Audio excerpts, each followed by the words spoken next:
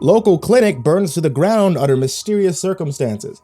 Miracle Clinic, a psychiatric unit just outside of town, was torched to the ground last night when one of the doctors set fire to themselves and to a mural in a patient's room, causing the east wing to go up in flames.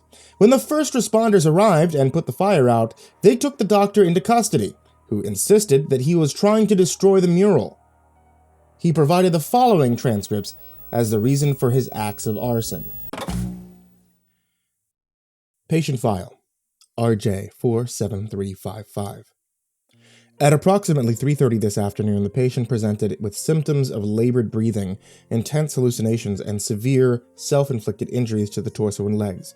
Patient was immediately given antibiotics and antipsychotics and placed in the behavioral unit until further diagnosis can be made. Note from Dr. Hanlon's journal, October 5th.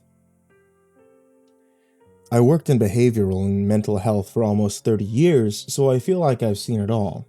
That being said, I still want to treat every patient with the same care and respect that I would want if it was a member of my own family. I knew from the moment that the patient, henceforth referred to as Jane Doe until further notice, was troubled and experiencing severe PTSD based on what came with her. A police report that told a story of a massacre, one that she had survived. According to that report, Jane Doe was the sole survivor of a family of 4, with her sister and parents being brutally murdered. The official cause of death the medical examiner gave was decapitation. Police theorize that Jane Doe herself may in fact be responsible for these killings, seeing as there's no evidence of a break-in, nor anything found to suggest the family was a target.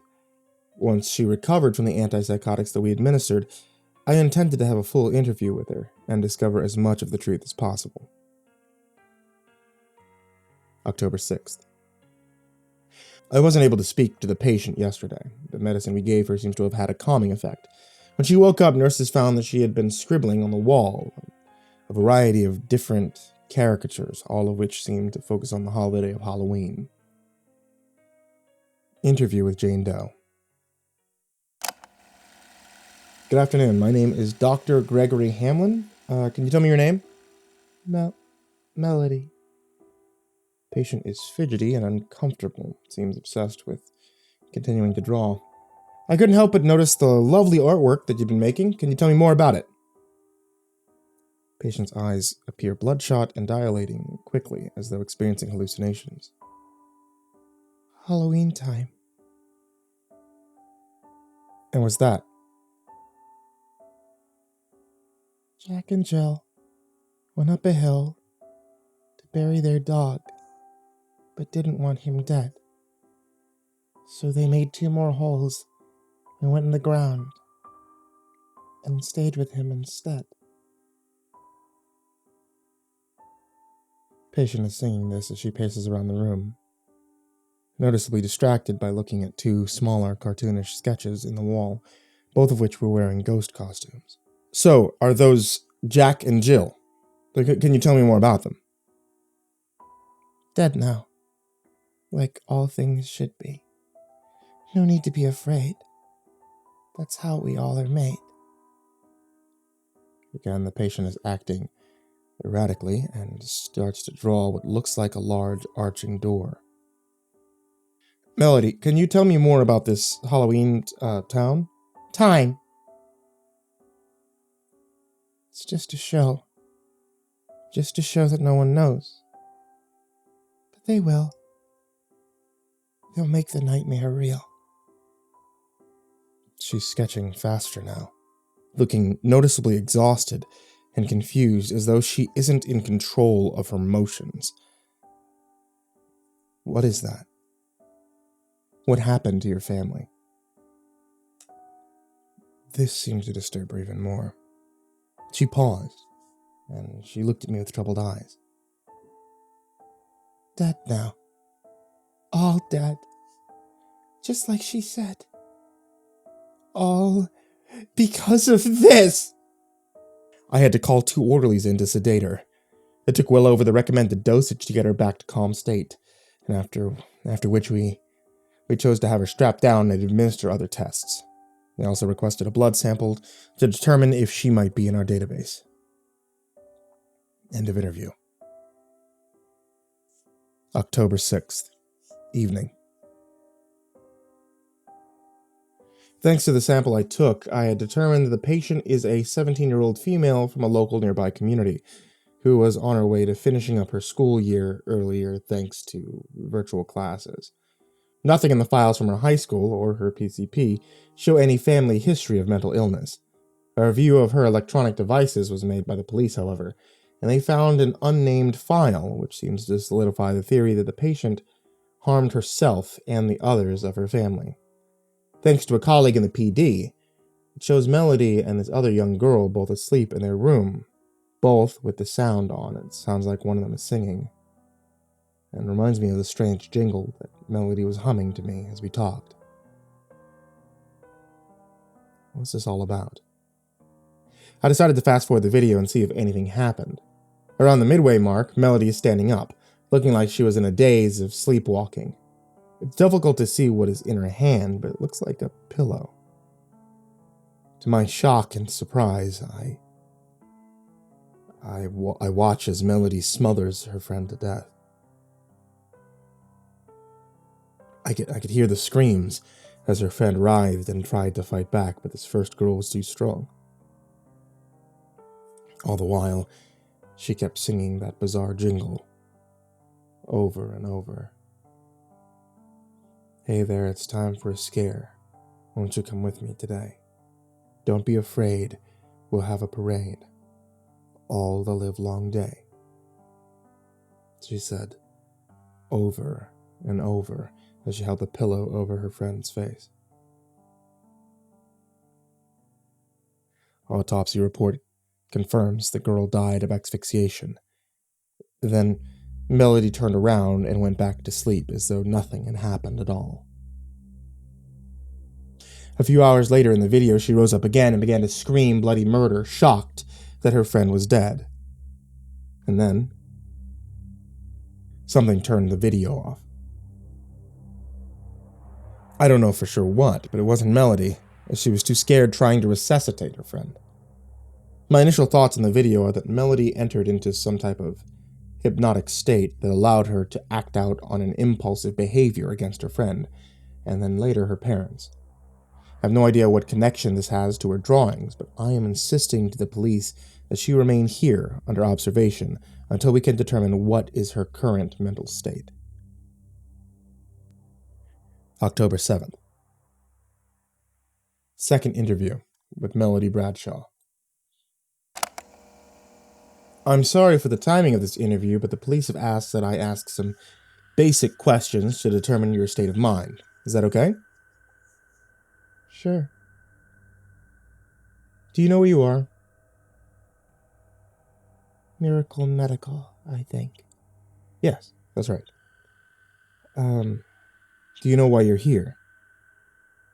Because of what I did.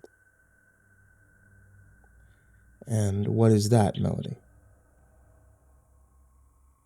Her lip twitched. Was it a smile or a quiver? Jennifer, she warned me, but I didn't understand. I still don't know what's happening, but this isn't just some kid's show. It's evil. It controls people. Melody stammered. She was looking towards the door she drew in her wall. It's a very wide, large arc door, similar to how many artists have depicted the gates of hell. I can't help but to be drawn to it as well, given how much time she spent on it. I'm further fascinated by her insistence that killing her family wasn't what she wanted to do.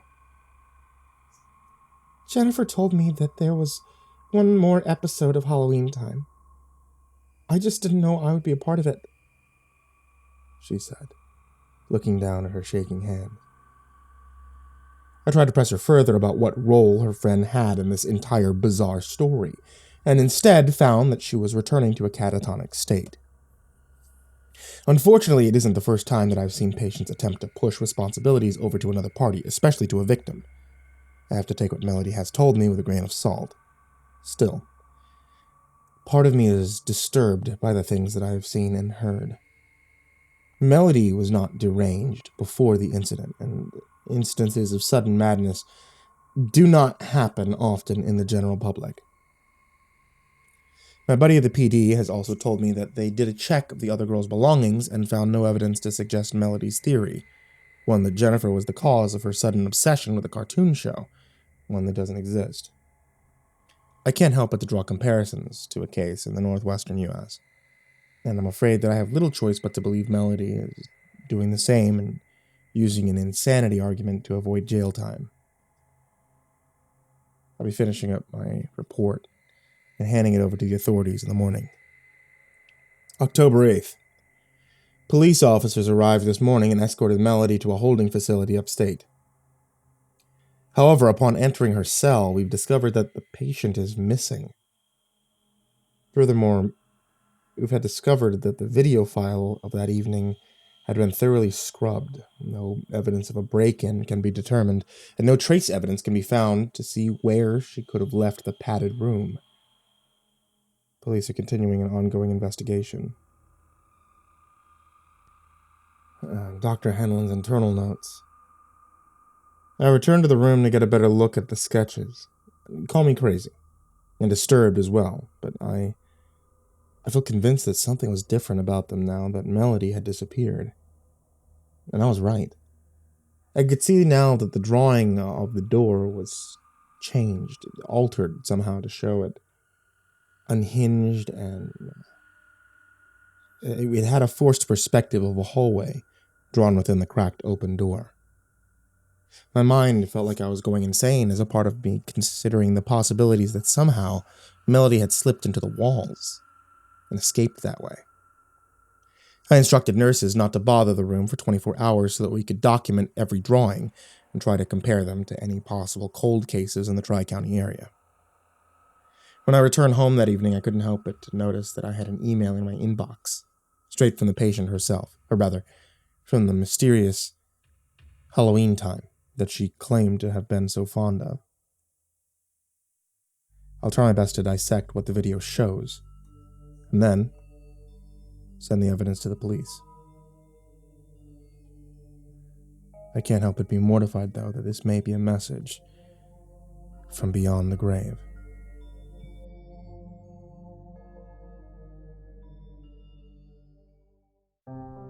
Hey there, kids, and happy Halloween. It's me, MrCreepyPasta, and I wanted to tell you thank you so much for watching tonight's video, or listening to tonight's episode, this Oktoberfest, on the podcast. If you're not listening on the podcast, then you always can listen on the podcast at Spotify, or just about anywhere you find a podcast. And if you're not listening on YouTube, then you can find it on YouTube, or just about anywhere you find a YouTube. If any of you guys are interested in some of the audiobooks or actual books that have horror stories in them that I've worked on, you can always check out that description down below.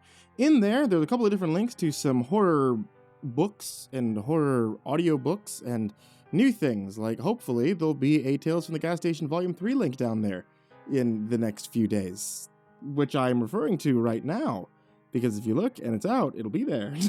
Also, I wanted to say thank you all of you who are supporting me on Patreon. That's patreon.com/MrCreepyPasta. If you ever want to help support the show, keep the lights on, feed my cats and the like, you can always head over to patreon.com/MrCreepyPasta, and you can support the show there. Even $1 is greatly appreciated.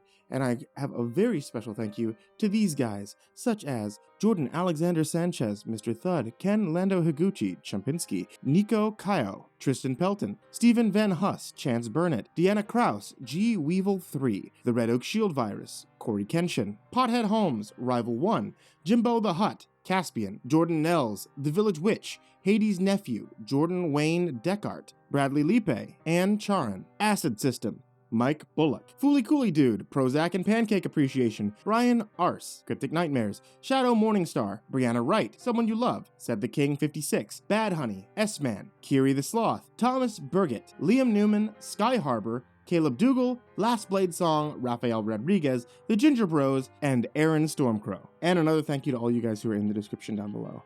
Thank you guys so much for watching. Thank you all for listening. And I hope you all have a wonderfully happy Halloween. Sweet dreams.